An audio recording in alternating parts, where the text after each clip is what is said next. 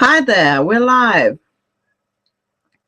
I'm just going to give people a minute to get on, and then we are going to start this webinar on how to desensitize your horse, and with the possibility to ask questions regarding both this webinar and the last Confident on Horseback webinar.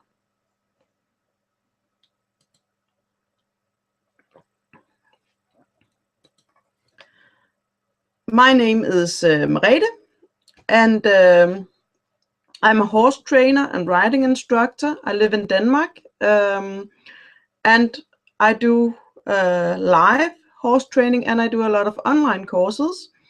And today I'm also broadcasting to you about how to get a safer riding horse that is more confident in a lot of different environments. This webinar is made in Webinar Jam, and that's Hangout based in Google Hangouts. So there's a small delay, approximately half a minute, between what I say and when you see it. So if you type a question over here in the side in the chat box, I will see it approximately 30 seconds later than what I was saying at the moment you wrote the question. So if I ask you for some input or something like that, for instance, now I could ask you, you can say hi over in the chat, tell me if it's working. Then there will be a minute before you hear me saying that and before it shows up in the chat.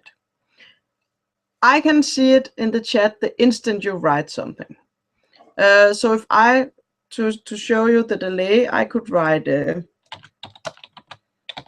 hi there, you can hear me typing. It's in there directly. And then in a bit, you will be able to see me writing and hear me typing. So that's the delay. So the program for today is, I'm just going to look at my program over here.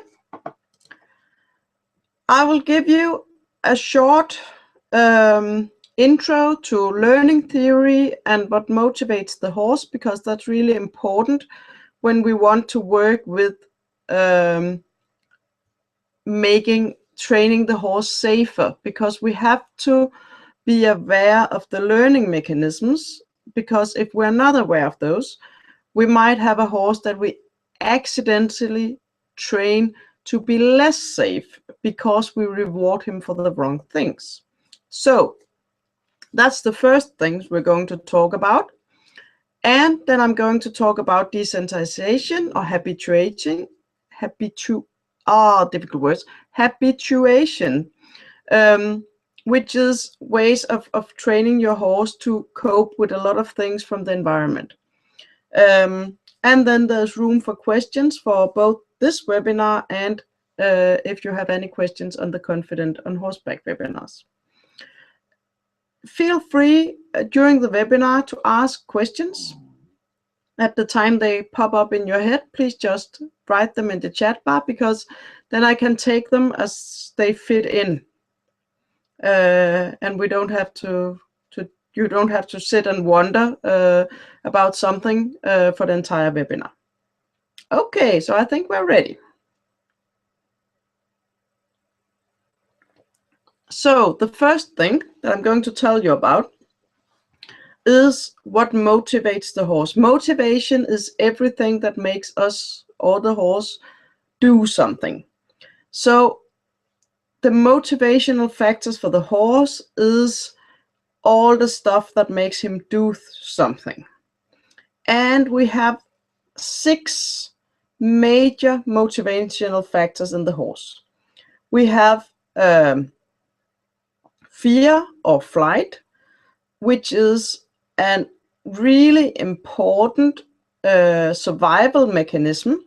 If the horse meets something scary, he will run away. If it's not possible to run away, he will try to fight it. But his primal instinct is to run away. He's a prey animal, and he has survived for millennia by running away. Even though we have breeded calmer horses, chosen the less flighty animals for breeding programs, he still has those instincts, and we have to be aware of that when training our horses. Some horses have a bigger flight instinct than others, but they all have some. Modern breeding, where we breed for performance and will or energy or stuff like that, has a tendency to also breed for bigger flight instinct. So actually, a lot of modern breeding gives us more sensitive and more difficult to handle horses. It is not what we are intending to do in the breeding programs, but it's a side effect of having these high-spirited competition horses. So if you are going to buy a horse, it's worth considering how big is his flight instinct, especially if you are a bit a careful rider or a bit timid rider. It's a really good idea to find out how flight motivated your horse is. Yes. Then we have, that was flight. Then we have herd. That's also really important survival instinct. If we have one zebra going on the savannah and a pack of lions come by, this one zebra is guaranteed to be eaten. If we have a pack of zebras or a pack of horses on the savannah, maybe only one, the weakest one, will be eaten, or maybe none at all will be eaten. So there's safety for horses, there's safety in numbers. That's really, really important. The third one is feed. You have to eat to survive. That's very logical. Some horsemanship trainers, some of the gurus, actually claim that because the horse is a prey animal, he isn't motivated by feed. But of course he's motivated by feed, because if he wasn't, he wouldn't survive. But if there's a lot of stressful, scary action going on, he won't be very much motivated to eat. Then his nervous system will overrule his need to eat, because he have to run first and then he can eat afterwards. So if we have a horse in a stressful situation and we maybe sometimes train him with treats and he won't take the treats, then we know his stress limit is over the threshold for good training. He's incapable of learning right now. So we have to decrease the stress level and then we can train him again. So feed is also an important motivator. It's a good way to reward your horse, to use feed rewards as well. Then we have freedom, which is the most essential motivational factor when we are training horses, because freedom is both the freedom to do as he chooses, but is also freedom for pain, or freedom for discomfort. And that's what we use when we are training the horse, because if I could put pressure on the horse, he moves to be freed from that pressure. And I will come back in a minute when we talk about the learning theory from the slide here behind me. Then we will talk about how to use this freedom motivation in horse training. Then we have reproduction, which is, if we have geldings, it's not a really big motivational factor. For some geldings it still is, but mostly it's not that important. And if we have mares, they have their cycle. So every 3 weeks we have the mares in heat during the summer, and they will be more motivated by other geldings or stallions, or they might even experience some kind of physical discomfort in these days. If we have stallions, they will always be motivated by reproduction, especially if there's mares in heat nearby. And the last one is pleasure or joy, which is social grooming, frolicking in the paddock, stuff like that. So we have these 6 motivational factors: fear or flight, the herd, the feed, the freedom, the reproduction, and the pleasure or joy. And that's really important to remember when we're training our horse, because maybe sometimes if I usually have a horse that would do anything for food, but it's a really windy day and there's some tarpaulin or something like that behind the hedge that is making a lot of noise. Suddenly he won't go into the trailer, horse box, not even with a food reward. Well, that's because then this motivation for the food is being overruled by this motivation for running away from the nasty noises. So the motivational factors, we have to keep them in mind. Whenever we encounter some sort of problem with our horse, we have to look at which factors are we working with right now, and how can we increase the motivation for what we want the horse to do and decrease the motivation for what we don't want him to do. And what we're going to look at today is especially how to decrease the flight motivation during training and during trail riding or whatever we want to do with the horse.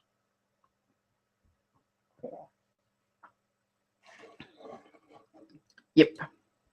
So the next thing, that was the learning theory, because now we know what the motivational factors are, then we have to know how to utilize those in our horse training. So what I have here behind me is the 4 parts. We have here 4 corners to this figure. That's the 4 parts of the learning theory. The green arrow up here, that is reinforcement. I just go there, yep. So everything up here, when we increase, when we reinforce a behavior, it will increase.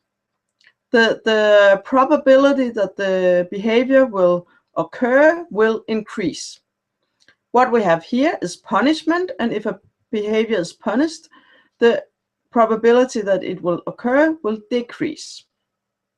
Then we also have another way of splitting this. We have the plus over here, that is positive, and it's strictly mathematical. So if I say up here in this corner we have positive reinforcement, it means that I'm adding something nice which makes it more likely that the behavior my horse just did will occur. So for instance, if I am walking with my horse and I ask him to halt by giving him a whoa command, and he stops and I give him a treat, then I have positively reinforced him for stopping on my sound signal, because I added something nice. So it was a reinforcement because I added something. Over here we have the negative side. That means we are doing minus something. So if I come with my horse, we're going walking, I put pressure on the lead rope to make him stop. He stops, and I release on the lead rope. Then I'm removing something unpleasant, the pressure, and I'm rewarding him by doing that. So that will also increase the possibility that next time I pull a bit on the lead rope, he will stop, because he knows then the pressure, he will be motivated by the freedom and he knows the pressure on his nose or in his mouth will go away the minute he stops. If I forget to release when my horse stops, then he won't get better at stopping. He will even get worse at stopping, because there will be no reward in stopping. The pressure will just continue to be there. There will be no motivation, because he won't get his freedom, or he won't get his feed motivation over here. He won't get a treat. He will just continue to have the pressure. That's what we often see happen to horses that are used to being ridden on a really tight rein, where the stop signal gradually disappears. We see it in a lot of jumping horses. We see it in a lot of trail horses, where the stop signal has just gone away, because there's never any reward for stopping, because there's constantly high pressure on the reins. So we have to be aware of that. Below the green line here is the punishment. And I, as a rule, don't use punishment for training. When you use punishment, whether it's positive punishment, where you add something unpleasant when your horse does something unwanted, that might be giving him a slap if he does something you don't want to, or it's negative punishment, where you remove something nice, that might be if he goes, and that's the only part of punishment I would use, because if I go to my horse with his feed bucket and he lays his ears or bars his teeth at me, I would remove the feed. So I'm minusing something he would like. It's a punishment. I'm taking away his food.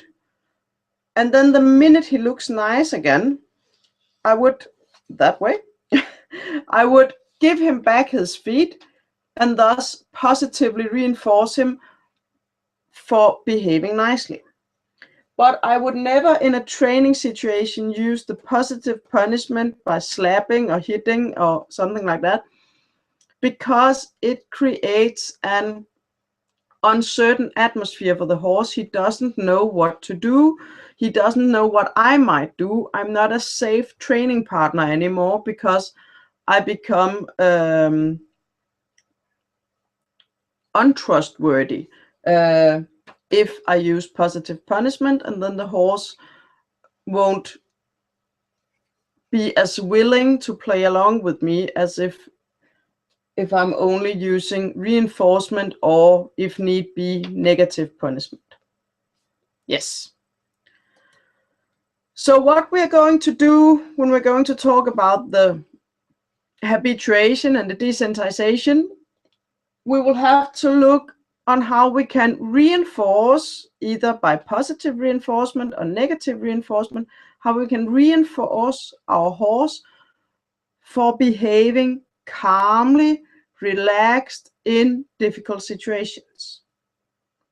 Not by punishing him for behaving stressed or uncertain or running away or whatever.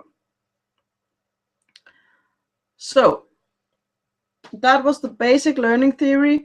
Positive reinforcement, my horse does what I want him to do. I give him some sort of reward. I add something, could be a treat, could be a rub. Negative reinforcement, I give my horse a physical signal. The minute my horse does what I want him to do, I release the signal, whether it's a leg pressure or a rein pressure or a tap with the whip. The minute he does the right thing, I release the pressure. So he's rewarded by freedom for discomfort. Yeah. So when we're talking about getting our horses used to scary stuff, then there are many ways of doing it. And there's two main ways of going. And I will recommend one. I know some trainers will do the other one, but I would very much not recommend that. We have the gradual desensitization or habituation. That's what I'm going to recommend, and that's what we're going to talk about in a minute. And then we have the flooding or the sagging out, which is used by some horsemanship trainers especially. And that is where you take your horse. If you say we have a horse that is scared of being hosed down with water, you would tie him up securely, and then you would hose him down until he stands still and stops trying to escape. That means you would have to tie him up in a way where you are absolutely certain that he can't escape, but he will still struggle. That means he might hurt himself. You might also have not tied him as good as you thought you had. Horses have a lot of power when they're struggling, when they're panicked, when they're stressed, when they're scared. So he might actually get himself loose, which will teach him that if he struggles long enough, then he will be negatively reinforced for struggling, because he will be able to go away from the things that gives him discomfort or causes him fear. So he will actually be rewarded for struggling if he, by some means, managed to go away. Another danger of doing this is he might, of course, harm himself in this process, or you might have to, this might take longer than you planned, so you might have to stop before, because you have to go home or pick up the kids from school or whatever, get the bus, something like that. So you might have to stop earlier than he's actually stopped trying to escape, which would teach him that if he just struggles long enough, the bad thing would go away. So he would also be negatively reinforced for struggling and being scared of this. Also, the result you get if you manage to come all the way through on the other side is that he doesn't learn that it isn't scary or isn't dangerous. He just learns that he can't fight it. So he actually is planning on teaching what in technical terms is called learned helplessness. He will learn that he can't do a thing about it. And that is not, most definitely not what I want my horse to learn. I want my horse to learn that, well, he can manage a lot of situations, but he can do something about them. If something gets too much, he can do something about it. He's not helpless, because that might actually escalate into some sort of dangerous situation. So that was the flooding or the sagging out, which I will strongly encourage you not to do. So if we don't do that, what do? We use gradual desensitization.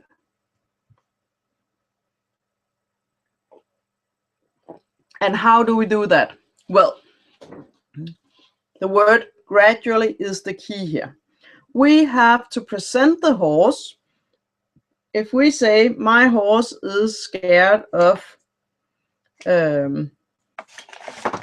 paper that makes noises, or plastic, or water, or whatever, I will have to approach my horse gradually with the scary stuff. So if I don't have a horse right here, do I? No, I don't have any horses here today. So this is my horse. This is the scary stuff. I will approach my horse slowly with the scary stuff, only so much that he can still stand here and look at it. Some trainers recommend having the horse loose in the round pen or something like that and making him run around. But if he does that, he is practicing running away. We might end up having him calm and collected and cool about it, but he has still spent an afternoon running away from this and practicing this. In our brain, what we do is what we get better at. If my horse practice spooking for something, he will get better at spooking for something. If I practice being scared, I will be better at being scared. If I practice good breathing during my horse training, I will become better at breathing well.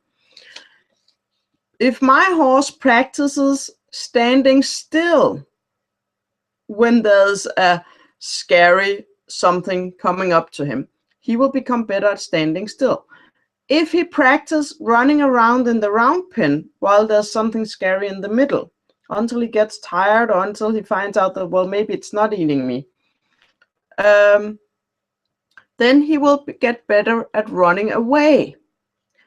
So what I would like is that my horse stands still. It might help him to take a step forwards or a step backwards, but I don't want him running, because that's flight behavior. And that would mean we would be training flight behavior. To take a step forwards or step backwards, that's okay. That's still really calm. But running around is flight behavior, and we don't want that. So I will take my scary stuff, bring it up to my horse as close as he's comfortable with. If my horse wants to, I will let him investigate. That is absolutely the easiest way to get him habituated to new stuff. If I have a curious horse, usually with young horses with no bad experiences, they will be curious, and they are really easy to habituate to new stuff, because you can just let them investigate. And they will find out, oh, that is fine, that is not scary, that is something I can play around with. I could maybe bite it or kick it with my feet or take it up and throw it around a bit and stuff like that, and it's not scary. If I have a horse that is a bit more timid and doesn't want to come near the thing, I can either try to give him a treat to make him move forward, or use my forward signal on the rein, on the lead rope, to make him go a bit closer, and then rewarding him with a treat or a rub, or definitely a release from pressure, and make him take a step closer and a step closer. So I gradually get closer and closer to the scary stuff. Or I can take the scary stuff and gradually bring closer to him, wait until he's okay with it at the new distance, then bring it a bit closer, wait, bring it a bit closer, and like that until we are close. Or maybe I can rub my horse with the scary thing. Maybe it's clippers or insect spray or whatever. So I give my horse the chance to have a look at the scary stuff and gradually approach it. Whether it's the horse approaching the stuff or the stuff approaching the horse. That's not really important. The important thing is that we do this gradually. The horse never gets really scared. He never practices running away. And I can stop at any time, because I don't have to wait until he's calmed down. I can just wait, approach, my horse stands still, and I can go away again. And sometimes it's really good to do this approach and retreat, because there's also a reward in retreating. If I take this close to my horse and then I take it away, then I actually am using negative reinforcement on my horse for keeping calm close to the scary object, because then the scary object goes away. And that's a really good lesson for the horse, that he knows that, well, it might come up to me and then it will go away again. Or I can go up to it and then I will be allowed to go away again.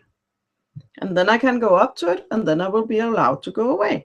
Maybe sometimes the horse can handle getting a bit closer, and then that gets a bit too much, and then you can just lead him away again and approach again.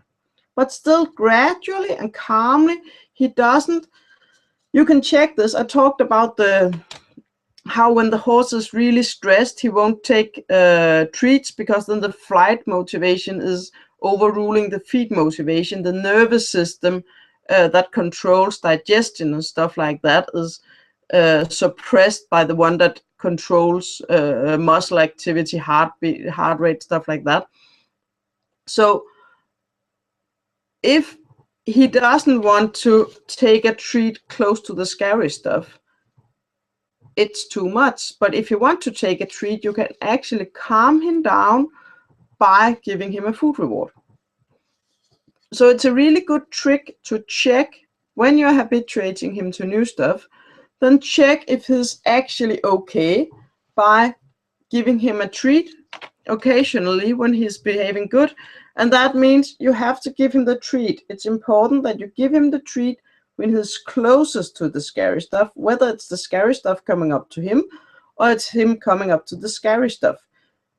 When they're closest together, you give him the reward, because then you reward him for remaining calm in the vicinity of the scary stuff. If you go up and then go away and then give him the treat, you will reward him for going away from the scary stuff, and you will actually train him to think that you have to go away from the scary stuff, that there's a reason to be scared for whatever it is you're training him, trying to train him to not be scared of.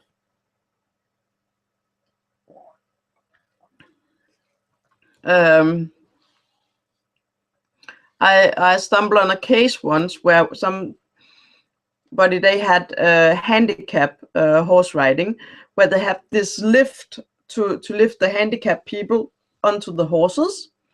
And one of the horses has gotten scared of the lift and wouldn't go near that in the indoor arena. It wouldn't go near the end with the lift. And what they did was they took the horse, walked the horse closer and closer to the lift. When the horse started getting scared, they turned the horse around, walked away from the lift again, and gave him treats.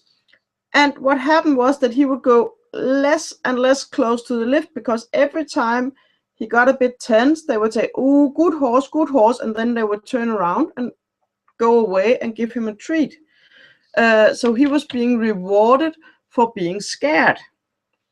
And that's why I started with the learning theory, because we have to be aware of what we're rewarding, because if we're rewarding the wrong stuff, we might actually accidentally teach our horse to become more scared of whatever it is we're trying to train him to not be scared of.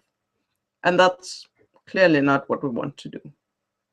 So what we would like to do when we have a horse that is scared of something is gradually introduce him to whatever it is, show him that it's not dangerous, approach him with the scary stuff or have him approach the scary stuff, but only in a way where he can keep calm, where he can keep all 4 feet on the ground, maybe take a step forwards or step backwards, but no running around, no fidgeting, no being really tense. If we have a horse that stands like this and is maybe standing still but looks like this, well, then it's actually too much for him. It's really individual for horses how much or how they react to scary stuff, because some horses, they just run away. They're actually easy to handle because you really know when you have reached the threshold. Other horses are more introvert. They just freeze instead of running away. And that's where you really have to maybe look at, will he take the treats or is he too stressed? How does his eyes look? How does his nostril look? How does his neck look? Because if you know your horse, you can see if he's like this or if he's relaxed. But you have to look at him and you have to be aware that if he's looking like this, well, you have come too close for comfort, and you have to go further away with the scary stuff or further away with the horse and habituate him at that distance. And then you can see if he's relaxed here, well, maybe he's relaxed here, maybe he can stand here and have some food, and you can come a bit closer and you go a bit away again and he can have some treats. and learn that, well, it's not scary.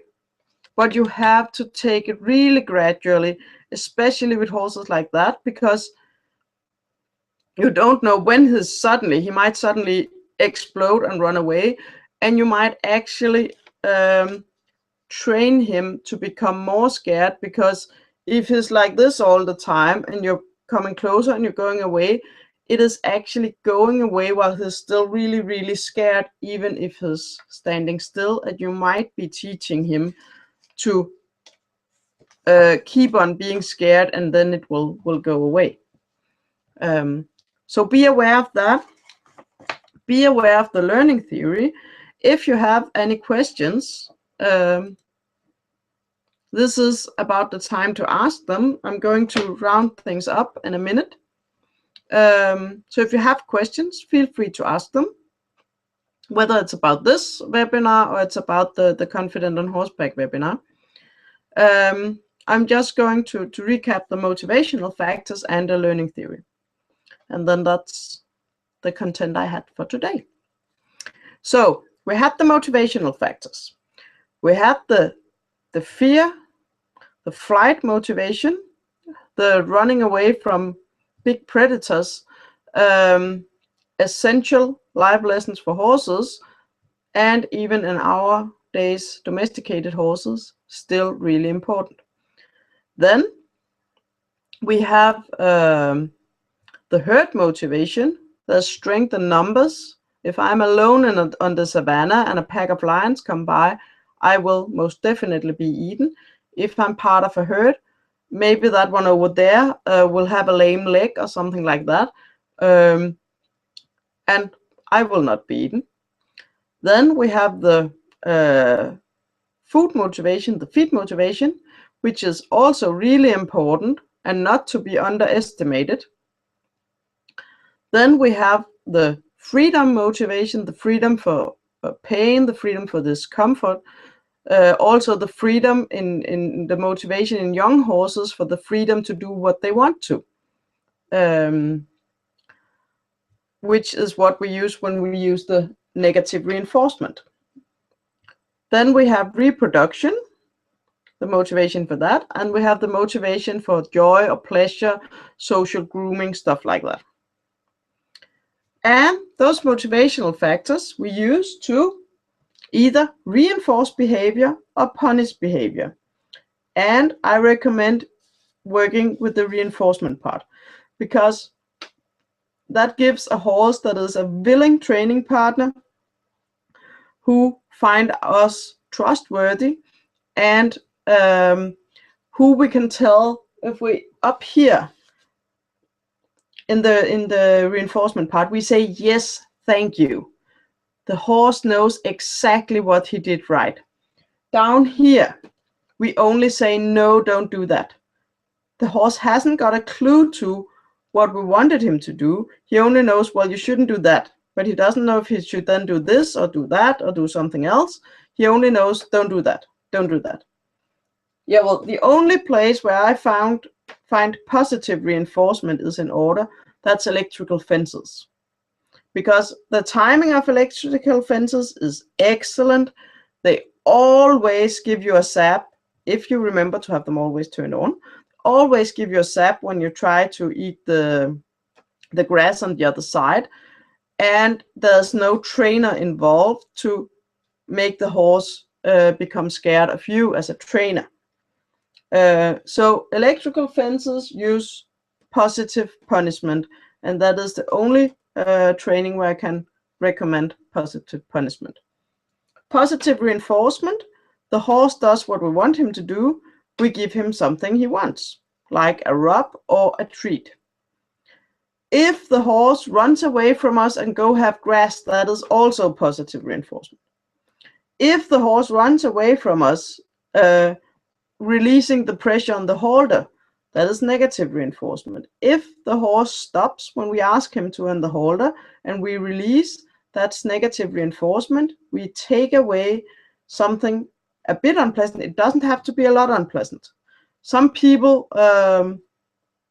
when they claim I work on learning theory principle, they use a lot of pressure, and they say, well, it's negative reinforcement, and they use that as some sort of excuse to really go high in pressure levels. You can use just tiny, tiny, tiny pressure and then release when the horse does the right thing, and it's still negative reinforcement and it still works. The horses are really sensitive animals. So if we're aware of this learning theory, when we're trying to habituate a horse to new things, we can be aware of whether we are reinforcing him or punishing him for something we wanted to do or something we didn't want to do. And what we especially want to be aware of is whether we are reinforcing him for actually being scared of plastic or funny looking fences or cars or whatever. Things on trail rides, cows, anything. And we can use these principles of gradual habituation and gradual desensitizations to desensitize our horse to anything. It doesn't matter what we want to desensitize him to, anything will work. Yes. So that was what I wanted to tell you about today. Feel free, if you get any questions afterwards, feel free, please just send me an email. And the replay will also be available afterwards. So thank you for joining. I hope you learned something, and I hope to see you on future webinars as well. Bye.